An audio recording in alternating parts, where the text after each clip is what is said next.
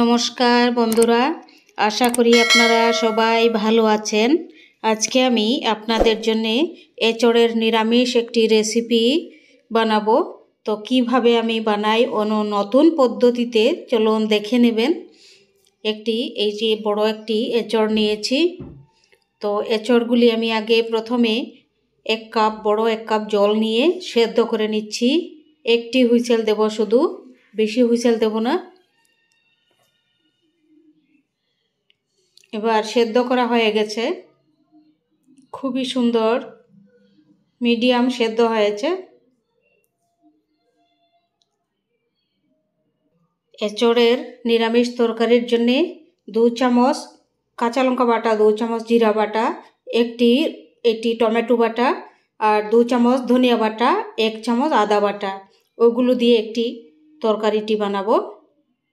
প্রথমে আমি 3টি বড় আলু ভেজে নিচ্ছি।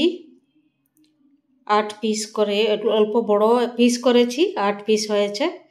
এখন দিয়ে দিচ্ছি 3 ভাগের 1 ভাগ লবণ, 3 ভাগের 1 ভাগ হলুদ। আলুগুলি 2 মিনিট ভালো করে একটু লাল করে ভেজে নেব। ভেজে আলুটি আলাদা করে সরিয়ে রেখে দেব। হয়ে গেছে আলু ভাজা, এবার তুলে নিচ্ছি। এবার ভেজে নিচ্ছি আমি এঁচড়, অল্প অল্প করে ভেজে নিচ্ছি, একসাথে দিলে ভালো লাগবে না, সুন্দর করে ভাজা হবে না একসাথে সবগুলো এঁচড় ছেড়ে দিলে। আমি অল্প অল্প করে ভেজে নিচ্ছি, খুব সুন্দর হবে তরকারি, দেখবেন খুবই সুস্বাদু হবে।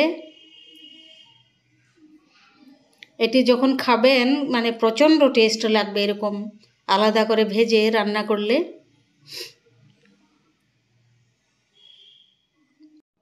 আরও অল্প করে ভেজে নিচ্ছি। আগে যেগুলো ভেজে নিয়েছিলাম ওগুলো তুলে নিয়েছি, তারপর আরও অল্প একটু ভেজে নিচ্ছি।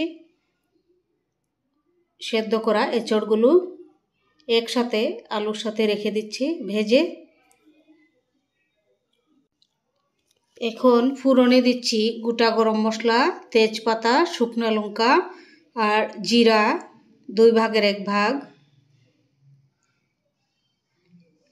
এখন ফোড়নগুলি একটু ভেজে নিচ্ছি।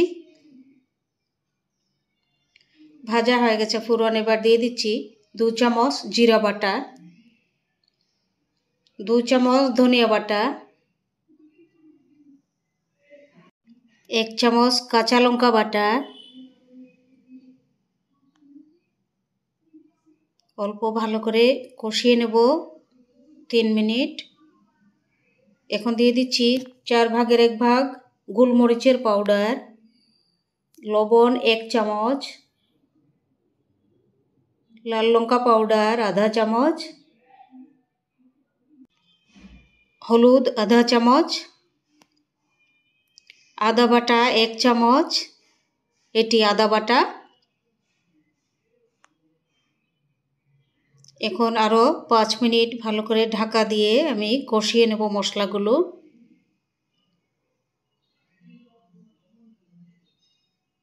অনেকটা কষানো হয়ে গেছে। এবার দিয়ে দিচ্ছি একটি টমেটো বাটা।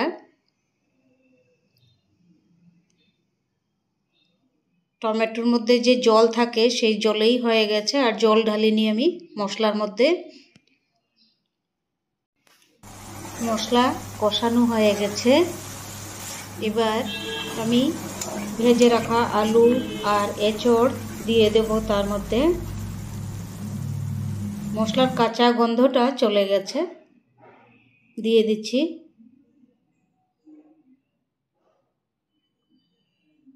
এখন আরও 5 মিনিট কষাবো সুন্দর করে ঢাকা দিয়ে। আমি ঢাকা দিয়ে দেব। এখন খুবই সুস্বাদু হবে, এরকম রান্না করে খেয়ে দেখবেন, অসম্ভব টেস্টি।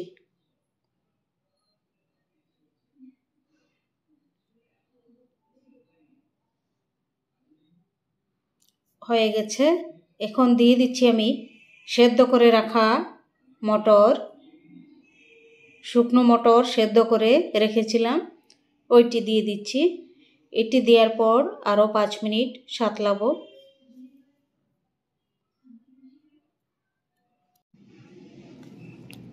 এখন কষানো হয়ে গেছে, আমি গরম জল দিয়ে দিচ্ছি 1 কাপের মতো।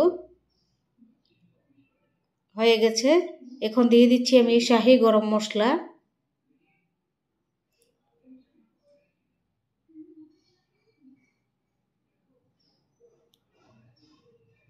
দেখুন কত সুন্দর হয়েছে, খুবই সুস্বাদু হবে। এরকম বানিয়ে খাবেন আপনারা। আমার চ্যানেলটি সাবস্ক্রাইব করবেন। ঘি দিয়ে দিচ্ছি আধা চামচ।